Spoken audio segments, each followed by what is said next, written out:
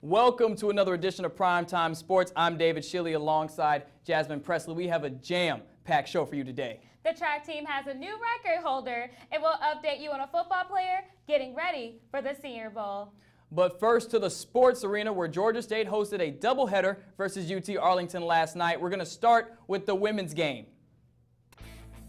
This young lady right here, that's Rebecca Van Dyke. She had 23 points in the first half.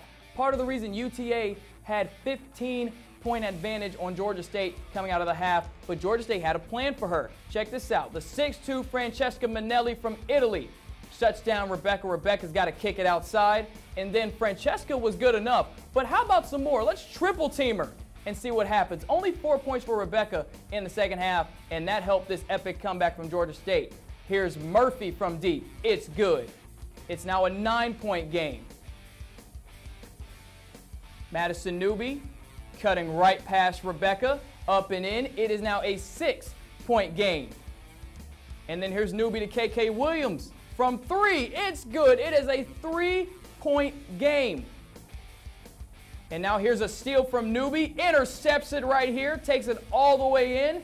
Up and in. It is a 1-point game, 56-55 early in the fourth quarter.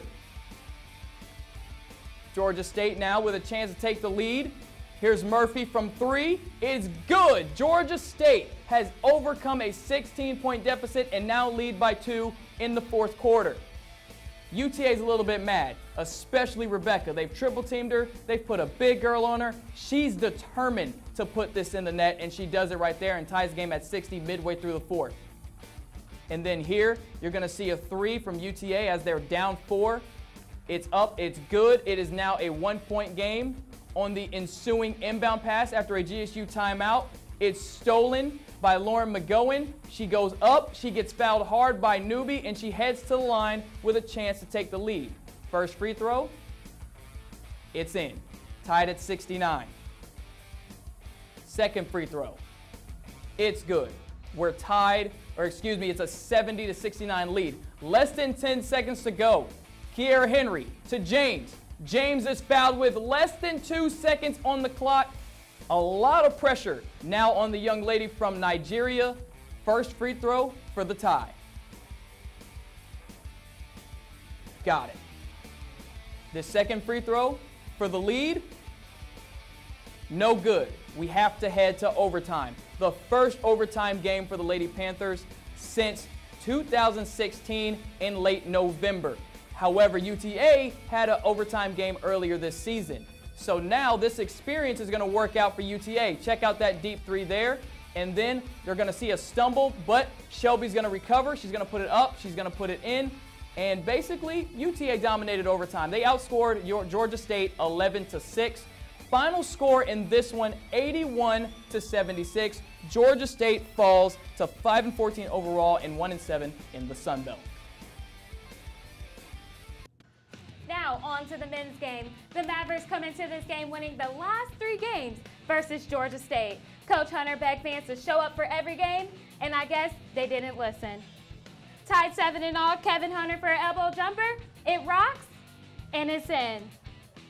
But watch this. Nathan passes to Harvey. Harvey passes to Eric Neal. Neal for a deep 3, and it's in. Devin Mitchell passes to Simon, and he slams it home. And Simons again. Now watch this play right here. Malik Benveli, deep 3, and he's got it. Harvey to Neal to Hawkins. Splash. Mitchell blocked. Like all my exes. Jimmy Hamilton handed down. Assist by Wilson. 2-pointer by Hamilton. Simons, beautiful drive into the basket. Now, Coach Ron Hunter talked about how in the second half he wanted the team to focus on moving the ball more. As you can see, they do a great job with that. Jeff passes it to Simons. Simons for the alley-oop. Watch this deep 3.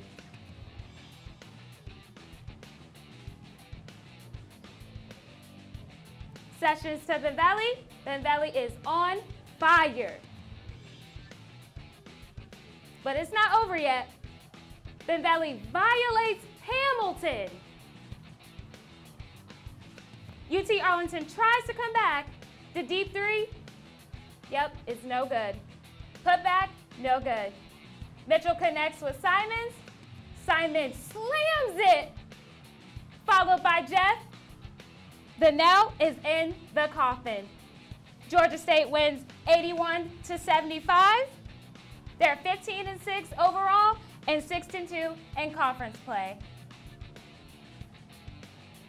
Congrats to Coach Ron Hunter on yet another win, his 412th victory as a coach. Now, even though Coach Ron Hunter accomplished many things in his career, he's not the one to brag. However, he will brag about his son RJ, which is exactly what he did with our reporter, Caleb Johnson. Georgia State alum RJ Hunter is back in the NBA. Primetime Sportz spent some time this week with his father, head coach Ron Hunter, to discuss this new transition. I was involved with the process. You know, I'm more dad now, and so everything that he had several options on several different things, and so we just kind of talked it out, and between he and I and his agent, and thought this is a great opportunity for him, so he jumped on it. RJ will now benefit from a new style of contract that the NBA is implementing. It's a 2-year two-way, and so for the next few years he'll be with them, and he has an opportunity where after a certain amount of days, if he plays there, after 45 days, they can guarantee his contract for 2 years. And so while he's doing this, he can go back and forth, playing in their what they would call their G League, or he could play, you know, up with the professional team. Well, they're both professional, up with the NBA team. So it's a great situation. It's the first time the NBA has done this. It's working really well. The biggest difference, honestly, from what they've done in the past is just the pay scale. It used to be where they made minimum in regards to what they pay those guys in the G League, but the two-way guys have a greater amount of money they can make doing that. So it's more of a business type thing than anything else. Now the question is, how does Coach Hunter adapt to this new role with RJ? It's a lot more fun. I enjoy this part of it a lot more than coaching and the other part.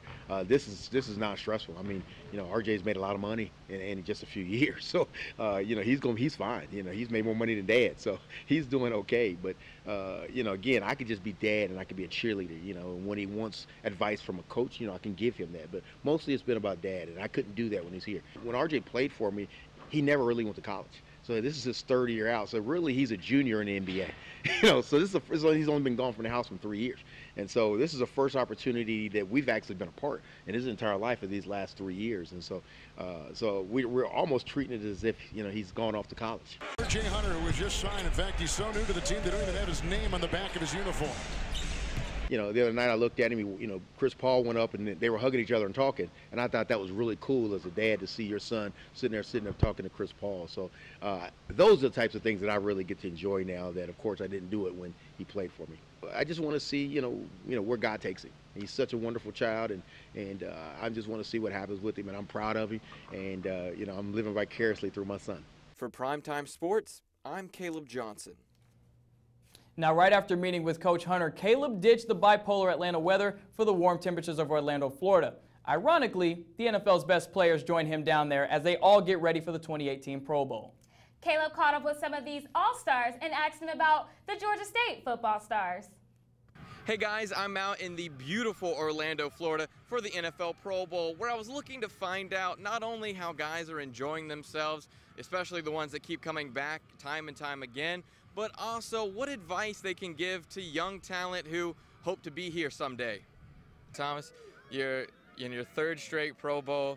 How does this feel to continuously be able to come out here and play? It's definitely an honor to know that you get voted in by your peers and to be able to come out here and just enjoy this weekend and this week with your family. It's a really good chance, you know, to show out how we work at, you know, in Atlanta, and put that brotherhood on display. Real good opportunity to go out there and, you know, play with all these guys that we compete against, you know, throughout the season, and pretty much just getting a feel of how they is as a player and as a person, and, you know, making those connections. What brings you to keep coming back, to keep participating? The move to Orlando brought me out a lot this year and last year, man. My kids love it, so, man, I bring the kids out, let them go to Disney, and they kind of wouldn't let me stay home this year, so I had to bring them out. Georgia State University has two corners, Jerome Smith and Chandon Sullivan, two guys that have been compared to the way that you and AJ play. What kind of advice do you give a guy like Chandon who's coming into the draft this season? You know, just grind, do everything you have to do in order to put yourself in the best position possible, and, you know, have faith in God. I guess I'll say take the good with the good, the bad with the bad. Never get too high or too low, and just always work. You know, if you got two corners that's locked down, why not work with each other and just keep getting better? Never settle for less. You know what you're capable of, and don't let nobody tell you different. In this NFL, you get out what you put in, man. So just put that work in the off season, and you'll see the results once the season starts. From the Pro Bowl for Primetime Sportz, I'm Caleb Johnson. You know what, David? Maybe one day Chandon Sullivan can reach the Pro Bowl. But first, he'll have to compete in the Reese Senior Bowl. This game takes place tomorrow, 2:30 Eastern Time, and it airs on the NFL Network. Chandon is on the South team with the number 22, and if it's hard to see, look for the bright blue helmet. Hey, Jasmine, Chandon is not the only one shining out here. We got to give a big congrats to Ashlyn Rozier. The senior broke Georgia State's indoor long jump record. Rozier says she worked hard for this accomplishment. Like when I got out of the sand pit and they told me it was 5.80, I started clapping. So I was very excited that I was able to break the record. I've looked at it previously because that's always been my goal. Last year I almost broke it, but I was 0.03 meters away from breaking it. So I already knew what the record was, but it was just me trying to accomplish that this year. Well, that's all we have for you guys this week. Thank you so much for tuning in. Make sure to like us on Facebook, subscribe to us on YouTube, and follow us on Twitter at Prime Sports with a Z. Have a great weekend.